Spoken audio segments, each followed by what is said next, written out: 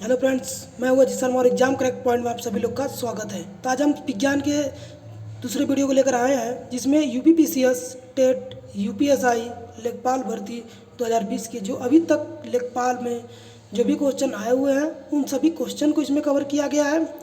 और ये जो सेट हमारा चल रहा है लगभग ये 5200 प्रश्नों का एक तो सीरीज हम कह सकते हैं, जो आगे ये मिलेगा आपको। तो आइए जब पहला क्वेश्चन इसमें देखते हैं कि जो हमारे इसके पहले हमने 25 क्वेश्चन ऑलरेडी कवर करा चुका हूँ। तो 25 क्वेश्चन के बाद का 25वां क्वेश्चन, चूने के जल में क्या होता है।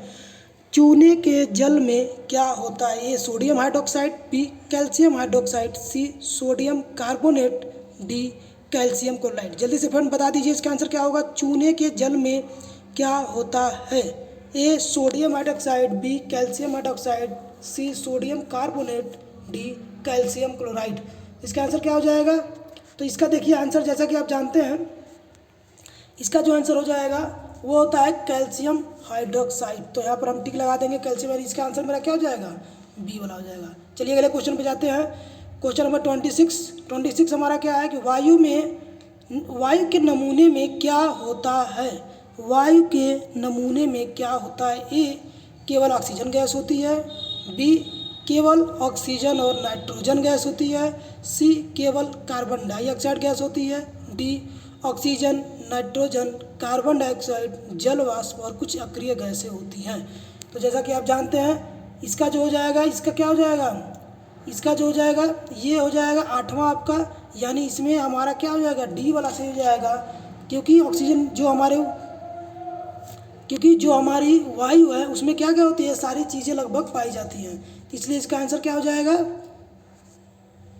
डी वाला, ऑक्सीजन, नाइट्रोजन और जलवाष्प की कुछ अक्रिय गैसें हैं। ठीक है, ये हो जाएगा इसका आंसर डी वाला। तो आंसर क्या हो जाएगा हमारा, डी।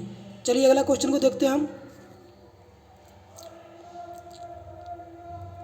अगला क्वेश्चन है हमारा कि वायु में विभिन्न गैसों का अनुपात क्या है। जो हमारी वायुमंडल है, वायु है, उसमें विभिन्न जो गैसों का अनुपात वो क्या है। ए अज्ञात है, मतलब अभी तक ज्ञात नहीं हुआ है।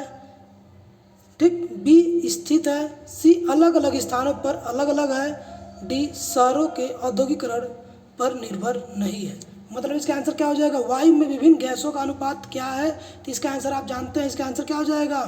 27 क्वेश्चन, वायु में विभिन्न गैसों का अनुपात क्या है। तो क्या हो जाएगा इसका आंसर, सी अलग अलग जगह। हम जैसा कि हम जानते हैं अलग अलग जगह पर अलग अलग वायुमंडल होती है, जिसके कारण इसका आंसर क्या होगा, सी होगा, यानी अलग अलग जगह पर अलग अलग चेंज होते रहते हैं।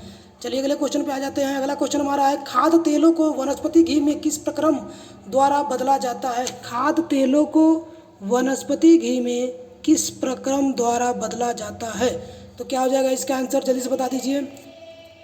खाद्य तेलों को वनस्पति घी में किस प्रक्रम द्वारा बदला जाता है। ए हाइड्रोजनीकरण द्वारा, आसवन विधि द्वारा, ऑक्सीकरण द्वारा, क्रिस्टलाइन विधि द्वारा।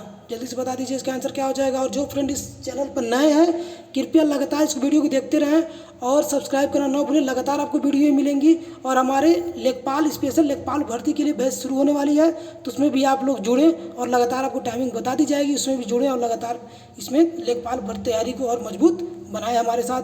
तो अगला क्वेश्चन क्या है, खाद्य तेलों को वनस्पति घी में किस प्रक्रम द्वारा बदला जाता है।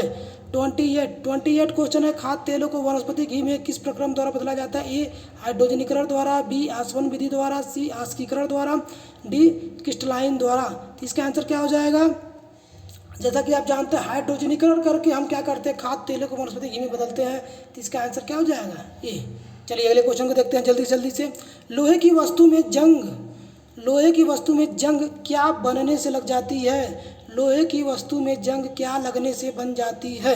तो आप जैसा कि आप जानते हैं जो लोहा होता है इसे हम क्या बोलते हैं, जो लोहा होता है उसे हम Fe बोलते हैं। और Fe जब क्या होता है, जब ऑक्सीजन इससे मिलता है तो ये क्या बना लेता है, 2FeO, यानी फेरस ऑक्साइड, यानी फेरिक ऑक्साइड हाइड्रोक्साइड का मिश्रण बना लेगा। तो यहाँ पर हमने क्या देखा कि जब लोहा है कोई ऑक्सीजन के संपर्क में आता है तो वह क्या बन जाता है। तो इसका आंसर आप लोग को पता चल गया होगा। तो इसका आंसर क्या हो जाएगा, फेरस एंड फेरिक हाइड्रोक्साइड का मिश्रण होता है। तो फेरस एंड फेरिक याद मिल गया आपको। चलिए अगला क्वेश्चन देखते हैं। रासायनिक तौर पर हीरा क्या है? रासायनिक तौर पर हीरा क्या है? धातु कार्बोनेटों का मिश्रण है, शुद्ध कार्बन है, रेत का शुद्ध रूप है, कैल्शियम और मैग्नीशियम सल्फेट का मिश्रण है। जल्दी से बता दीजिए इसका आंसर। बी क्या हो जाएगा इसका? शुद्ध क्या है? कार्बन है, शुद्ध कार्बन। इसका आंसर क्या हो जाएगा? शुद्ध कार्बन है। चलिए अगले क्वेश्चन में जाते हैं। 31 क्वेश्चन नंबर 31। विटामिन्स की खोज की थी, किसने की थी? लूनिन ने, फंक ने, सुमनर ने, सेंगर ने। किसने किया था? जल्दी से बता दीजिए आप लोग। लूनिन ने, फंक ने, सुमनर ने, सेंगर ने। क्या हो जाएगा इसका आंसर? बहुत ही इंपॉर्टेंट क्वेश्चन है ये। लगभग दोस्तों ये लगभग यूपी पीसीएस, यूपी लेखपाल यानी ऑल कंपटीशन एग्जाम में लगातार ये क्वेश्चन बार बार आते हैं खोज को लेकर। तो इसका मैं एक सेपरेट वीडियो बनाऊंगा जिसमें आप लोग को ये पता चल जाएगा एक्सरे का खोज किसने किया था, विटामिन्स का खोज किसने किया था, अलग अलग वायरस का खोज किसने किया था। इस तरह से अलग अलग क्वेश्चन की सारी चीज़ें आपको वहाँ पे मिल जाएंगी। तो अभी का क्वेश्चन यह है कि हमारा है कि किसका विटामिन की खोज की थी? लूनिन ने, फंक ने, सुमनर ने, सेंगर ने। तो क्या हो जाएगा इसका आंसर? जल्दी से बता दीजिए इसका आंसर क्या हो जाएगा। 31 है। 31 विटामिन की खोज की थी लूनिन ने, फंक ने। तो क्या हो जाएगा इसका आंसर? फंक ने, यानी फंक जो हमारा बी वाला आंसर क्या हो जाएगा? सही हो जाएगा। चलिए अगला क्वेश्चन देखते हैं। डीएनए में होते हैं, ए अमीनो एसिड होते हैं, बी पेप्टाइड्स होते हैं, सी पेप्टोन्स होते हैं, डी न्यूक्लियोटाइड्स होता है। क्या होता है? जल्दी से बता दीजिए। डीएनए में क्या होता है दोस्तों? जल्दी से बता दीजिए। जो लोग नए हैं कृपया इस चैनल को सब्सक्राइब करते रहें और लगातार पूरे वीडियो को देखें। ये सारे लगातार एग्जाम में पूछे गए प्रश्न हैं। डीएनए में होते हैं amino acid, peptides, peptones, nucleotides. क्या हो जाएगा इसका आंसर? तो इसका आंसर क्या हो जाएगा? न्यूक्लियोटाइड्स होते हैं। ठीक है, डीएनए में क्या होते हैं? न्यूक्लियोटाइड्स होते हैं। चलिए डी वाला इसका आंसर सही हो जाएगा। चलिए अगला क्वेश्चन देखते हैं। कौन सा कार्बोहाइड्रेट मोनोसैकेराइड है? वह कौन सा कार्बोहाइड्रेट मोनोसैकेराइड है? सुक्रोज, ग्लूकोज एवं फ्रक्टोज, गैलेक्टोज, उपयुक्त सभी। तो क्या हो जाएगा इसका आंसर? सुक्रोज, ग्लूकोज एवं फ्रक्टोज, गैलेक्टोज या उपयुक्त सभी। कौन सा कार्बोहाइड्रेट मोनोसैकेराइड है? जल्दी से आंसर बता दीजिए इसका। तो इसका आंसर क्या हो जाएगा? इसका आंसर क्या हो जाएगा आपका? बी वाला हो जाएगा। इसमें क्या होते हैं? यानी जो कार्बोहाइड्रेट यानी क्या ग्लूकोज और फ्रक्टोज दोनों क्या है? मोनोसैकेराइड होते हैं। चलिए अगला क्वेश्चन देखते हैं। यकृत द्वारा बनाया पित्त पित्ताशय में किसके द्वारा पहुंचता है? जो भी लीवर के द्वारा जो भी बाइल जूस बनाया गया है तो वह किसके द्वारा पहुंचता है? जल्दी से बता दीजिए आंसर। बहुत ही इंपॉर्टेंट क्वेश्चन ये है, किसके द्वारा पहुंचता है? तो यहाँ पर ये हिपैटोगोल डक्ट द्वारा, पैंक्रियाटिक द्वारा, सिस्टिक डक्ट द्वारा या फिर हेपेटिक डक्ट द्वारा। तो यहाँ पर इसका आंसर हो जाएगा सिस्टिक डक्ट, सी वाला। बहुत ही इंपॉर्टेंट क्वेश्चन है, ये हो जाएगा। चलिए अगला क्वेश्चन है 35। निम्न में से कौन सा डाइसैकेराइड है? निम्न में से कौन सा डाइसैकेराइड है? Fructose, dextrin, galactose, maltose. क्या हो जाएगा 35 का आंसर? जल्दी बता दीजिए। 35 निम्नलिखित में से कौन सा डाइसैकेराइड है? Fructose, dextrin, galactose, maltose. क्या हो जाएगा इसका आंसर? तो इसका आंसर जो हो जाएगा ये हो जाएगा आपका, हो जाता है माल्टोज। ठीक है, तो इसका आंसर माल्टोज होगा। ठीक, चलिए तो अगले क्वेश्चन में देखते हैं। इसका आंसर क्या है? माल्टोज है, तो यहाँ पर डी वाला आंसर हो जाएगा आपका। चलिए अगले क्वेश्चन में देखते हैं हम। निम्नलिखित में से किसके संरक्षण के लिए कोलेस्ट्रॉल आवश्यक होता है? किसके संश्लेषण के लिए कोलेस्ट्रॉल आवश्यक होता है? इंसुलिन के, एस्ट्राडियोल के, ग्लाइकोजोन के या उपयुक्त सभी। क्या हो जाएगा इसका आंसर? 36 का आंसर क्या हो जाएगा? ठीक, 36 का आंसर क्या हो जाएगा इसका? एस्ट्राडियोल के लिए होता है, जो उपयुक्त होता है, यानी इसके संश्लेषण के लिए जरूरी होता है। निम्नलिखित में से कौन सा दुग्ध प्रोटीन है? दुग्ध प्रोटीन कौन सा है? जल्दी से बता दीजिए। लैक्टोजन, मायोसिन, कैसिन या रेनिन। बहुत ही, जैसा कि आप रेनिन जानते हैं, ये रेनिन जो क्या होता है, ये दूध पाचक में सहायता करता है। दूध जो भी हम पीते हैं उसको पचाने के लिए जो हेल्पफुल करता है एंजाइम, ये रेनिन होता है। कैसिन होगा इसका। दूध का प्रोटीन जो होता है वो क्या होता है? कैसिन, यानी सी वाला ऑप्शन हमारा सही होगा। सी वाला ऑप्शन यहाँ पर सही है। चलिए अगले क्वेश्चन पे आ जाते हैं। आहार नाल में किस भाग में प्रोटीन्स का अमीनो अम्लों में निम्नीकरण होता है? आहार नाल के किस भाग में प्रोटीन का अमीनो अम्लों में निम्नीकरण होता है? ए छोटी आंत, बी कोलन, सी स्टोमक या उदर जिसे बोलते हैं, डी सीकम। ठीक, डी सीकम। तो क्या हो जाएगा इसका आंसर? ये जो आहार नाल किस भाग में प्रोटीन्स का अमीनो अम्ल में, यानी जो प्रोटीन्स होते हैं, ठीक है, जो प्रोटीन है वो अमीनो एसिड में कब चेंज होता है, तो ये हमारा कहाँ पे होता है, ये सारे स्मॉल इंटेस्टाइन में होते हैं, स्मॉल इंटेस्टाइन में होते हैं, यानी छोटी आंत में। तो इसका आंसर क्या हो जाएगा, छोटी आंत, ये वाला आंसर सही हो जाएगा इसका। चलिए अगला क्वेश्चन देखते हैं। किस विटामिन को हार्मोन भी कहते हैं, कौन से विटामिन को हार्मोन भी कहते हैं, vitamin A, vitamin B, vitamin D, vitamin E, कौन से किस विटामिन को हार्मोन भी कहते हैं। तो इसका आंसर क्या हो जाएगा, इसका आंसर जो हो जाएगा ये सी वाला विटामिन डी। जैसा कि आप जानते हैं विटामिन डी से हमें धूप से मिल सकता है, और ये विटामिन डी है, इसका आंसर क्या हो जाएगा, विटामिन डी, यानी इसे हम हार्मोन्स भी बोलते हैं। चलिए अगला क्वेश्चन है, रेनिन, आ गया क्वेश्चन, रेनिन का श्रवण करने वाले अंग है रेनिन। तो ये रेनिन कहाँ पर बताया कि अमाशय में होते हैं, तो इसका सीधे आंसर क्या हो जाएगा, यकृत, अमाशय, वृक्क, उपिग्न सभी। इसका आंसर बी वाला हो जाएगा, यानी बी वाला उसका ऑप्शन सही होगा।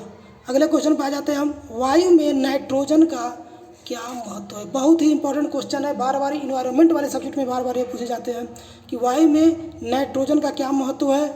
शरीर के लिए अत्यावश्यक है, बी ऑक्सीजन को तनु करती है जो कि अन्यथा शुद्ध अवस्था में अत्यंत क्रियाशील है, ऑक्सीजन को रक्त में घुलनशील बनाती है, वायु के घनत्व को कम करती है।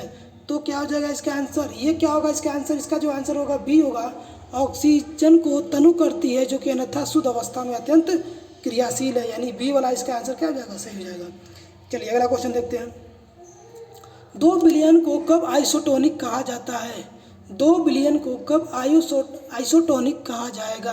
उनका पराशर दाब समान हो, उनकी सांद्रता बराबर हो, उनमें एक ही विलय घुले हो, उनका वाष्प दाब समान हो। तो 42 का आंसर क्या हो जाएगा, इसका 42 का जो आंसर है वो ये हो जाएगा, उनका पराशर दाब समान होना चाहिए, यानी ये वाला क्या हो जाएगा, इसका आंसर हो जाएगा। चलिए अगले क्वेश्चन पे आते हैं। गैस एजेंसियों के द्वारा दिए गए सिलेंडरों में रसोई गैस का रूप क्या है। तो किस रूप में होती है जो गैस एजेंसियाँ होती है, जो गैस एजेंसियाँ हमारी हैं, जैसे मान लीजिए इंडियन ऑयल है, ठीक है, इसके पास जो गैस एजेंसी है जहाँ से गैस ये बन रहे हैं, तो वह सिलेंडरों में रसोई गैस का क्या रूप देते हैं, किस रूप में देते हैं। तो जो वह रूप जो होता है वह किस रूप में होता है, तो ये होता है तरल रूप, यानी लिक्विड फॉर्म में होता है, ठीक है, लिक्विड फॉर्म में होता है। तो इसका आंसर क्या हो जाएगा, ये हो जाएगा। अगला क्वेश्चन, रसोई गैस किसका मिश्रण है, किसका मिश्रण है रसोई गैस, जल्दी से बता दीजिए। सभी लोगों के घर खाना बनता है, ठीक है, नहीं बनता होगा तो भी जान जाइए। कार्बन मोनोऑक्साइड और कार्बन डाइऑक्साइड, बी ब्यूटेन और प्रोपेन, मीथेन और एथिलीन, कार्बन डाइऑक्साइड और ऑक्सीजन। तो क्या हो जाएगा इसका आंसर, जल्दी से बता दीजिए। रसोई गैस किसका मिश्रण है, तो ये रसोई गैस जो होता है वो ब्यूटेन और प्रोपेन का मिश्रण होता है, तो बी वाला ऑप्शन इसका सही हो जाएगा। चलिए अगला क्वेश्चन, अभ्रक क्या है, अभ्रक क्या है, विद्युत तथा उष्मा का बहुत अच्छा चालक है, उष्मा का खराब तथा विद्युत का अच्छा चालक है, दोनों उष्मा और विद्युत का खराब चालक है, उष्मा का अच्छा चालक और विद्युत का खराब चालक है। जल्दी से बता दीजिए क्या हो जाएगा। तो इसका आंसर आप जानते हैं, अभ्रक जो होता है वो क्या होता है, जो अभ्रक होता है वो डी वाला इसका आंसर सही हो जाएगा। जो अभ्रक होता है वो उष्मा का अच्छा चालक होता है, लेकिन विद्युत का खराब चालक होता है। चलिए अगला क्वेश्चन देखते हैं। एंजाइम, अगला क्वेश्चन है कि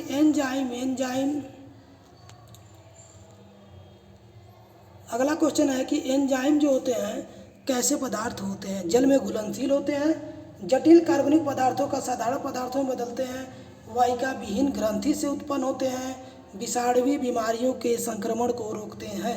जो एंजाइम होते हैं उनका काम क्या होता है, कैसे पदार्थ होते हैं, जल्दी से बता दीजिए। 46। और जो लोग इस चैनल पर नए हैं, लगातार सभी भाइयों से रिक्वेस्ट है कि लगातार वीडियो को शेयर भी करें अपने फ्रेंडों के पास, और इसको सब्सक्राइब भी करें ताकि वीडियोस लगातार हम और वीडियो आपको देते रहें। यही आपकी हमारी एक गुरु दक्षिणा होगी, इसलिए लगातार आप इसको देते रहिए। एक लाइक तो बनता है, लगातार लाइक भी करते रहें ताकि वीडियो को लगातार सभी लोग के पास पहुँचे, और कमेंट करते रहें। जो भी जहाँ भी कोई प्रॉब्लम है आप कमेंट करके लगातार सेक्शन में पूछते रहिए। अगला क्वेश्चन है, एंजाइम कैसे पदार्थ होते हैं। तो 46 एंजाइम कैसे पदार्थ होते हैं, तो क्या हो जाएगा, जटिल कार्बनिक पदार्थों का साधारण पदार्थों में बदलते हैं, ठीक है, तो इसका आंसर बी वाला हो जाएगा। चलिए अगले क्वेश्चन पे आते हैं। बिजली के बल्ब के अंदर कौन सी गैस होती है, बिजली के बल्ब के अंदर कौन सी गैस होती है, जल्दी से बता दीजिए। इसका आंसर क्या हो जाएगा, बिजली के बल्ब के अंदर कौन सी गैस होती है, बिजली के बल्ब के अंदर कौन सी गैस होती है, तो क्या हो जाएगा इसका आंसर, बिजली के बल्ब के अंदर कौन सी गैस होती है। तो यहाँ पर जो आंसर है इसका पहला ऑप्शन है वायु, दूसरा ऑप्शन है ऑक्सीजन, तीसरा है नाइट्रोजन, चौथा है कार्बन डाइऑक्साइड। तो इसका आंसर क्या हो जाएगा? सी हो जाएगा, यानी नाइट्रोजन। जो नाइट्रोजन गैस होती है वो क्या होती है? बल्ब के अंदर होती है। चलिए अगला क्वेश्चन है, कभी कभी ये देखा गया है कि जब किसी शीशे के बर्तन में गर्म दूध या जल डालते हैं तो वह चटक जाता है, इसका कारण क्या है? बहुत ही अच्छा क्वेश्चन है। कभी कभी यह देखा गया है कि जब हम किसी शीशे के बर्तन में गर्म एक दूध या जल डालते हैं तो वह चटक जाता है। ठीक, तो चटक जाता है तो वह इसका कारण क्या है? क्यों गर्म दूध या गर्म जल डालने पर जो शीशे का बर्तन है वह चटक जाता है? पहला कारण, शीशा आसानी से गर्म हो जाता है। दूसरा कारण, खोलते हुए द्रव अधिक दाब उत्पन्न करते हैं। दूसरा कारण, खोलते हुए द्रव अधिक दाब उत्पन्न करते हैं। सी, शीशा उष्मा का खराब चालक है। डी, शीशा अधातु है। इसका आंसर क्या हो जाएगा कि खोलते हुए द्रव, यानी खोलते हुए जो द्रव होते हैं, जो गर्म द्रव्य होते हैं, जो लिक्विड होते हैं, वो अधिक दाब उत्पन्न करते हैं, जिसके कारण उस दाब के कारण क्या होता है कि जो बर्तन हमारे होते हैं शीशे के, वो टूट जाते हैं। जंग लगे हुए लोहे का वजन बिना जंग लगे हुए लोहे से क्या होता है? जंग लगे हुए यानी एक ऐसा लोहा जिसमें जंग लगा हुआ हो और एक ऐसा लोहा जिसमें जंग नहीं लगा हुआ हो, तो इन दोनों के वजन में क्या होगा? पहला कुछ अधिक होगा, दूसरा बराबर होगा, तीसरा कम होगा, चौथा लगभग बराबर होगा। तो क्या हो जाएगा इसका आंसर? तो जैसा कि आप जानते हैं जब जंग लगेगा तो कुछ जो परतें आ जाएंगी, जिसके नाते क्या हो जाएगा, इसका वजन कुछ अधिक हो सकता है। चलिए अगला क्वेश्चन है, परम शून्य ताप क्या है? लास्ट क्वेश्चन हमारा, परम शून्य ताप क्या है? किसी भी तरह तापमान पैमाने का आरंभ बिंदु है। सैद्धांतिक रूप से न्यूनतम संभव तापमान है। वह तापमान है जिस पर सभी द्रव पदार्थों के वाष्प जम जाते हैं। वह तापमान जिस पर सभी पदार्थ वाष्पीय प्रवस्था में होते हैं। तो क्या हो जाएगा इसका आंसर? 50वां का आंसर क्या हो जाएगा? जल्दी से बता दीजिए। जो लोग फ्रेंड इस पर नए हैं कृपया लगातार इस पर लाइक शेयर करते रहें, कमेंट करते रहें और इसको चैनल को सब्सक्राइब करते रहें ताकि अधिक से अधिक लोगों के पास ये जाए। तो अगला इसका आंसर जो हो जाएगा बी हो जाएगा। सैद्धांतिक रूप से न्यूनतम संभव तापमान है। परम शून्य ताप का क्या है? तो यानी सैद्धांतिक रूप से न्यूनतम संभव तापमान को ही हम परम शून्य ताप बोलते हैं। ठीक है, न्यूनतम संभव ताप हो, कम से कम जो टेम्परेचर हो, उसी को हम परम शून्य ताप कहते हैं। तो इस तरह से ये सीरीज हमारा आज का ये वीडियो हमारा खत्म होता है और मैं आप सभी लोग को ये रिक्वेस्ट करता हूँ कि अधिक से अधिक फ्रेंडों तक भेजिए और हमारे सेट पे लगातार अब लेखपाल की भर्ती शुरू होने वाली है, लगातार इस पर चलने वाली है, तो आप इस पर केयर करें और लगातार सभी लोग को पहुंचाएं। और मैं टाइम जैसे ही ये टाइम मैं बता दूंगा उस टाइम पे लगातार आपको वीडियो, और अगर आपको अच्छा लगे तो आप अपने तरफ से भी हमें कमेंट बॉक्स में किस टाइम पे कौन सा वीडियो आप चाहते हैं उस तरह के वीडियो मुझे बता दीजिए, किस टाइम पे आप लोग कंफर्टेबल हैं, ताकि उस टाइम पे मैं वीडियो आपको दे सकूं। तो जल्दी से आप लोग कमेंट करके मैसेज कर दीजिए कि किस टाइम पे आप लोग को वीडियो चाहिए, जो आप लोग के लिए सेपरेट आप लोग फ्री रहते हैं, आप लोग आसानी से देख सकते हैं। ठीक है, thank you. Okay, thank you.